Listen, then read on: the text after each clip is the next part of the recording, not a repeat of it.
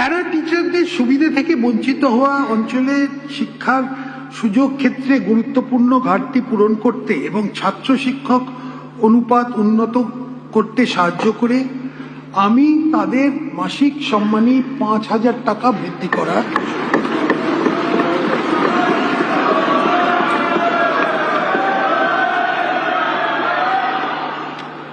PM পোষণ প্রকল্পে গরম খাবার পরিবেশন করার ক্ষেত্রে কুক কাম হেল্পাররা একটা গুরুত্বপূর্ণ ভূমিকা পালন করছেন। আমি তাদের মাসিক সম্মানী ১,০০০ টাকা বৃদ্ধি করার ঘোষণা করছি। প্রাথমিক বিদ্যালয় মিড ডে মিলের উপকরণের খরচ ১০ টাকা করা হবে। ইসকনের সহযোগিতায় কলকাতা পৌরসভা এলাকায় স্কুলে পুষ্টিকর রান্না করে মিড ডে মিল দেওয়ার ব্যবস্থা করা হচ্ছে।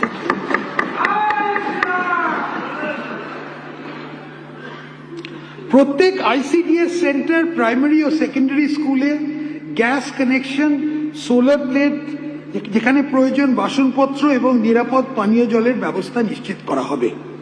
প্রাইমারি ও সেকেন্ডারি স্কুলে ওয়াটার পিউরিফায়ার বসানো হবে।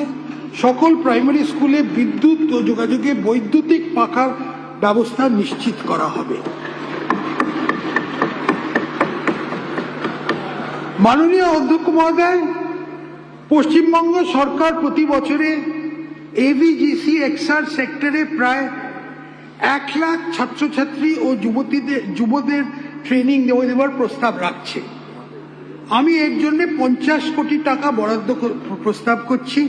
এছাড়া 3D অ্যানিমেশন এবং ভিএফএক্স এর নতুন কোর্স চালু করার প্রস্তাব রাখছি। যুবদের মধ্যে অ্যাথলেটিক্স, পেশাদার স্পোর্টস ট্রেনিং ও কোচিং এবং স্পোর্টস সায়েন্স কোর্স ইত্যাদি প্রসারের জন্য রাজ্য একটি নতুন স্পোর্টস ইউনিভার্সিটি স্থাপন করবে। উত্তরবঙ্গে আন্তর্জাতিক মানের একটি স্টেডিয়াম এবং একটি ইনডোর স্টেডিয়াম তৈরির কাজ নেওয়া হবে। এর জন্য ২০ কোটি টাকা বরাদ্দ করা হচ্ছে। ক্রীড়া সংস্কৃতিকে পুনর্জীবিত করতে যুবদের ব্যাপক অংশগ্রহণের মাধ্যমে রাজ্যে খেলো ইন্ডিয়া কার্যক্রম শুরু করা হবে। এই কার্যক্রমে সমস্ত বিধানসভা এলাকায় ৫ কোটি টাকা ব্যয় করে মিনি ইনডোর স্টেডিয়াম স্থাপন করা হবে।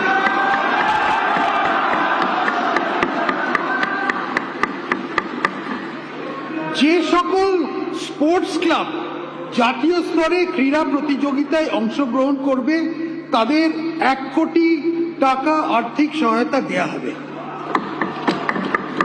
যুবদের আন্তর্জাতিক ক্রীড়া প্রতিযোগিতায় অংশগ্রহণ উৎসাহিত করার জন্য আমাদের সরকার মেডেল বিজয়ীদের পুরস্কৃত করতে প্রতিযোগিতার প্রকৃত অনুযায়ী তাদের ইন্সপেক্টর পদমর্যাদা দিয়ে থেকে শুরু করে ডেপুটি সুপারিনটেন্ডেন্ট অফ পুলিশ পোস্টে গ্রহণের জন্য প্রস্তাব দেবে।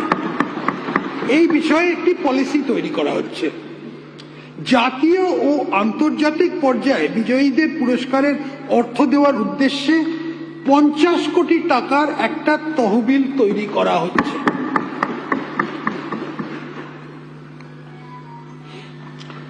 সরকারি ও সরকারি পোষিত কলেজে ছাত্রছাত্রী যারা প্রতিযোগিতামূলক পরীক্ষার প্রস্তুতি নিচ্ছে তাদের এককালীন ৩০,০০০ টাকার আর্থিক সাহায্য দেওয়া হবে।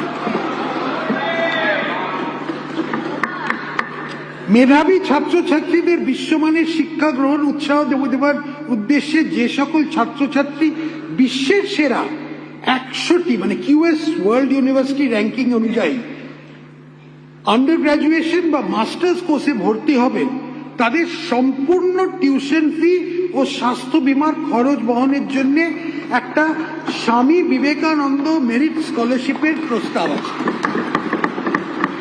এছাড়া এটাও খুব গুরুত্বপূর্ণ, জাতীয় স্তরের শিক্ষা প্রতিষ্ঠানে আন্ডার গ্র্যাজুয়েশন ও মাস্টার্স কোর্সে যে সকল মেধাবী ছাত্রছাত্রী ভর্তি হবেন তাদের টিউশন ফি নির্বাহের জন্য আর্থিক সহায়তা দেওয়া হবে। এই উদ্দেশ্যে আমি ১০০ কোটি টাকার বরাদ্দ পাচ্ছি। 21 থেকে 45 বছর বয়সী যোগ্য শিক্ষিত বেকার যুবকদের মাসিক ভাতা দেওয়ার উদ্দেশ্য অক্টোবর 2026 থেকে ভরসা কর্মসূচি চালু করা হবে। এই স্কিমে গ্র্যাজুয়েট বেকারদের জন্য 3000 টাকা, অন্যদের মাসে 2000 টাকা ভাতা দেওয়া হবে। এই কর্মসূচি যে সকল পরিবারের আয় 1 লাখ টাকার কম এবং যারা অন্য কোনো সামাজিক সুরক্ষা প্রকল্পের সুবিধা পাচ্ছেন না, এইসব পরিবারের প্রার্থীর জন্য প্রযোজ্য হবে। এখন আসা যাক জীবন শক্তি। পশ্চিমবঙ্গের সকল নাগরিকদের স্বাস্থ্য পরিষেবার জন্য সরকার আয়ুষ্মান ভারত প্রধানমন্ত্রী জন আরোগ্য যোজনা চালু করেছে। এই প্রকল্পের আওতায় অর্থনৈতিকভাবে অনগ্রসর মানুষদের বিনামূল্যে স্বাস্থ্য সুরক্ষা প্রদান করা হবে। এই প্রকল্পের প্রতিটি উপভোক্তা পরিবার প্রতি বছর 5 লাখ টাকা পর্যন্ত স্বাস্থ্য সুরক্ষার নিশ্চয়তা পাবেন। আমি আয়ুষ্মান ভারত প্রকল্পের জন্য মোট 3100 কোটি টাকা বাজেট বরাদ্দ করেছি। এই স্কিমে আশা আইসিডিএস কর্মী এবং 70 বছরের বেশি বয়স সকল নাগরিকের সহ অনুমানিক 7 কোটি মানুষের আওতায় আসবেন। যে সমস্ত গরিব মানুষ এই স্কিমের আওতায় আসবেন না, তাদের সিএম রিলিফ ফান্ড থেকে অর্থ সাহায্য করে দেওয়া হবে।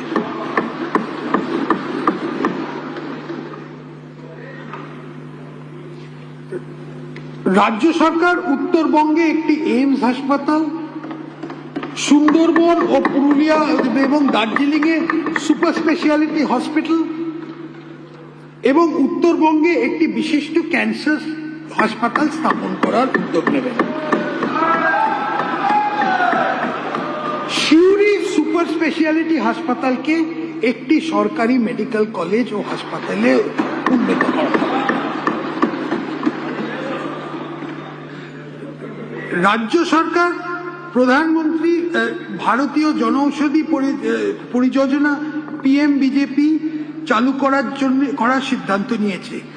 এই প্রকল্পের মাধ্যমে প্রধানমন্ত্রী জন কেন্দ্রগুলোকে সাধারণ শ্রেণীর ওষুধগুলো সমমানের ব্র্যান্ডেড ওষুধ চেয়ে 50 থেকে 80% কম দামে পাওয়া যায়। Affordable medicines and reliable implants for treatment scheme চালু করা হবে, যার মাধ্যমে জীবনদায়ী ওষুধ ও ডিসপোজেবল সার্জিক্যাল সামগ্রী এবং দামি মেডিকেল ইমপ্লান্ট 50% থেকে 90% পর্যন্ত ছাড় পাওয়া যাবে। আলিপুরদুয়ার, কালিম্পং, দক্ষিণ দিনাজপুর ও পশ্চিম বর্ধমান জেলাতে নতুন মেডিকেল কলেজ স্থাপন করা হবে। এছাড়াও সরকার 13টি রাজ্য সরকারি মেডিকেল কলেজে প্রায় 650টি এমবিবিএস আসন এবং 450টির বেশি পোস্ট গ্রাজুয়েট আসন, পিজি আসন বাড়ানোর পরিকল্পনা হাতে নিয়েছে।